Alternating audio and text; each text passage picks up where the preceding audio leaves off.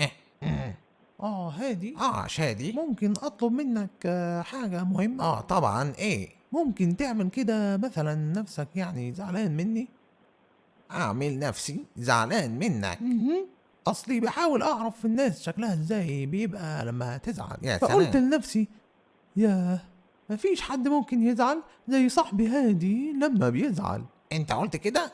بجد والله، ده متشكر أنت أوي. لمّا بتزعل بتبقى صعب أيوه أوي. فعلًا ده أصلي، لكن ما ينفعش أزعل من غير سبب، لازمًا حاجة تحصل عشان أزعل منها، يعني عارف؟ طيب دي سهلة، ممكن نتخيل حاجة إيه؟ تزعّلك، طيب. نفكّر في حاجة يعني، عرفت، عارف مجموعة دبابيس الورق بتاعتك؟ أيوه، أيوه، أيوه، المجموعة بتاعتي.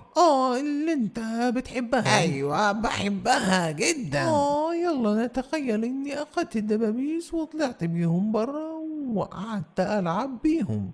آه. وافرض إنّي كنت جنب البلّاعة. البلاعة؟ افرض إنّهم وقعوا منّي جوّه البلّاعة وضاعوا. مجموعة دبابيس الورق بتاعتي؟ أيوه، افرض إنّي وقعتهم في البلّاعة. ياه!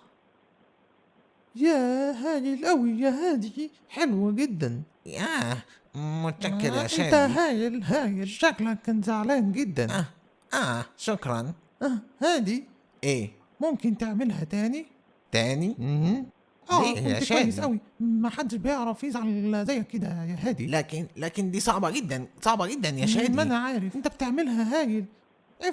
افرض يا هادي، افرض إني أخدت مجموعة الدبابيس الورق بتاعتك ووقعتها وضيعتها، ضيعتها آه، جوه ضيعتها؟ البلاعة. البلاعة؟ هايل، هايل يا هادي، هايل. هادي، هادي، مرة كمان.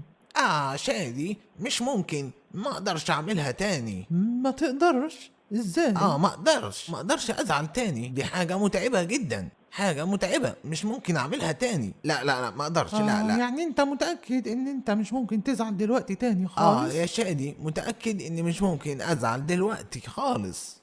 طه كويس يا هادي. آه، آه، على فكرة يا هادي، أنا إمم، فعلا وقعت مجموعة الدبابيس الورق بتاعتك في البلاعة.